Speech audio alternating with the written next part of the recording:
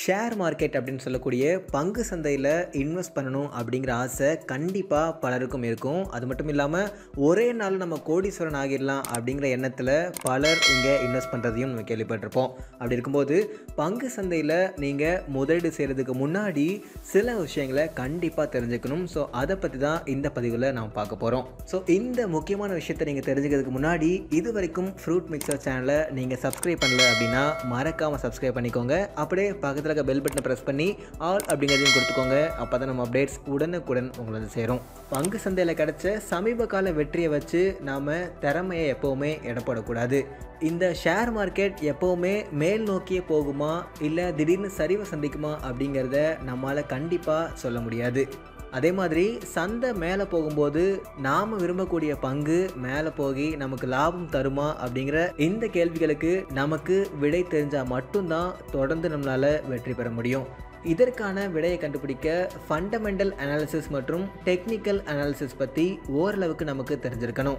Fundamental analysis மூலமாக எந்த பங்கு லாபம் சம்பாதிக்கும் அப்படிங்கிறத நம்ம தெரிஞ்சுக்கலாம். அதே மாதிரி டெக்னிக்கல் அனாலிசிஸ் அதன் மூலமாக ஒரு பங்கை எப்போ வாங்கிறது நல்லது அப்படிங்கிறத நம்ம தெரிஞ்சுக்கலாம். சரி, ஃபண்டமெண்டல் அனாலிசிஸ் அப்படிங்கிறத பற்றி இப்போ பார்ப்போம்.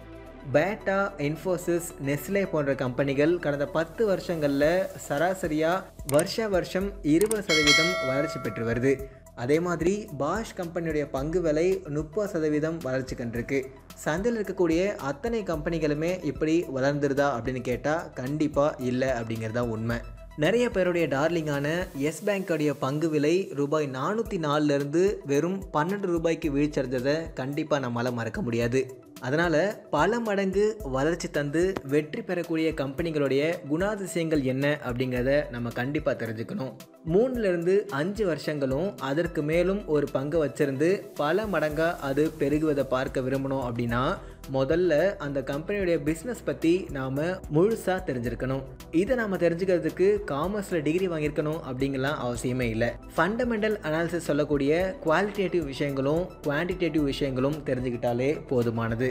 அது சரி, அது என்ன qualitative analysis, quantitative analysis? So அதை பற்றி தான் இப்போ நம்ம பார்க்க போகிறோம். அதாவது குவாலிட்டேட்டிவ் அனாலிசிஸில் நாம் ஓரளவுக்கு தெரிஞ்சிருக்க வேண்டிய விஷயம் என்னென்ன அப்படின்னா, கம்பெனியோடைய மேனேஜ்மெண்ட் எப்படிப்பட்டது, அந்த கம்பெனி நெறிமுறைகளுக்கு உட்பட்டு செயல்படுமா, பணிபுரிகிறவங்க பங்குதாரர்கள் அப்படின்னு அத்தனை பேருடைய நடத்தையும் நாடி தான் செயல்படுமா, பல துணை கம்பெனிகளை உருவாக்கி எல்லாரையும் குழப்பும் பரிவர்த்தனைகளில் ஈடுபட்டுடுமா, இல்லை அரசியல் பின்புலத்தால் தூக்கி பிடிக்கப்படும் கம்பெனியா, உரிமையாளர்கள் இன்ஃபோசிஸ் நாராயணமூர்த்தி மாதிரி கொஞ்சம் அடக்கி வாசிக்கிறாங்களா, இல்லை விஜய் மல்லையா மாதிரி ஆடம்பரமாக இருக்காங்களா, உரிமையாளர்கள் சம்பளம் அப்படிங்கிற பேரில் கம்பெனியின் பணத்தை சுருட்டுறாங்களா, திடீர்னு பங்கு விலையை உயர்த்துவது அதுக்கப்புறமா அதில் பாதாளத்தில் தள்ளுறது மாதிரியான செயல்களில் ஈடுபடுறாங்களா, இதெல்லாம் கண்டுபிடிக்கிறது கொஞ்சம் கடினமான காரியம்தான். ஆனால் ஒரு கம்பெனியோடைய வருடாந்திர ரிப்போர்ட், உரிமையாளர்கள் தரும் இன்டர்வியூக்கள், பேப்பர் செய்திகள் இவற்றிலிருந்து இந்த மேற்கொண்ட விவரங்களை நம்ம கண்டிப்பாக தெரிஞ்சுக்கலாம்.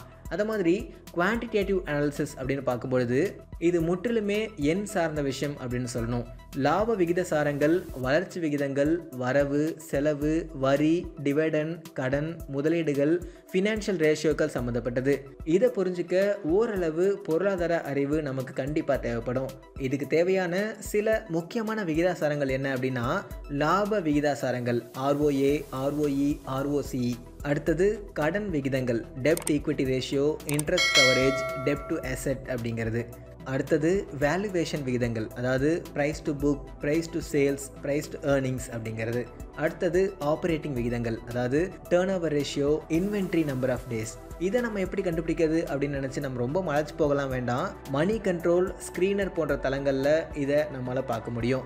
இந்த ரேஷியோக்களை கம்பெனியோட கடந்த வருட ரேஷியோக்களோடையும் இதே செக்டாரில் உள்ள மற்ற கம்பெனிகளுடைய ரேஷியோக்களோடையும் ஒப்பிட்டு பார்த்தோம் அப்படின்னா இந்த கம்பெனியோடைய ஆரோக்கியம் என்ன அப்படிங்கிறது நமக்கு தெரிய வரும். அதே மாதிரி ஆராய்ச்சி பண்ண வேண்டிய கம்பெனிகளை எப்படி தேர்ந்தெடுக்கிறது அப்படிங்கிறதும் பலருக்கான சந்தேகமாக இருக்கும். இதுக்கு நம்ம கண்களையும் காதுகளையும் திறந்து வச்சிருந்தாலே போதுமானது. கொரோனா சமயத்தில் கால்நடையாக ஊர் சென்று மக்கள் பிஸ்கட்டுகளை அதிகம் சாப்பிட்டாங்க அப்படிங்கிற செய்தி வந்துச்சு. பிஸ்கட் கம்பெனிகளுடைய விலை அதிகமாச்சு. இது மாதிரி நிறைய விஷயங்கள் நம்ம கேள்விப்பட்டிருப்போம். அதோட நாம் வேலை செய்யும் துறையில் உள்ள சிறந்த கம்பெனிகளை நம்மளால் எளிதில் கண்டுபிடிக்க முடியும். இப்படி சில கம்பெனிகளை தேர்ந்தெடுத்து மேலே சொன்ன அனாலிசிஸ் எல்லாம் பண்ணி பன்மடங்கு உயரக்கூடிய கம்பெனிகளை கண்டறிஞ்சு வாங்குறது தான் ஃபண்டமெண்டல் அனாலிசிஸ் அப்படின்னு சொல்கிறது. ஸோ ஷேர் மார்க்கெட்டில் இன்வெஸ்ட் பண்ணணும் அப்படின்ற இன்ட்ரெஸ்ட் பலருக்கும் இருந்தாலும் அதை எப்படி பண்ணணும், எப்படிலாம் பண்ணக்கூடாது அப்படிங்கிற பல விஷயங்களுக்கு இந்த ஃபண்டமெண்டல் அனாலிசிஸ் அப்படிங்கிறது ரொம்ப ரொம்ப முக்கியமான விஷயம். ஸோ இதை பற்றின உங்கள் கருத்துக்கள் என்ன அப்படிங்கிறத மறக்காமல் கமெண்ட்டில் போடுங்க. இந்த வீடியோ பயனுள்ளதாக இருந்துச்சு அப்படின்னு நம்புனீங்கன்னா மறக்காமல் உங்கள் நண்பர்களோடையும் இதை ஷேர் பண்ணுங்கள்.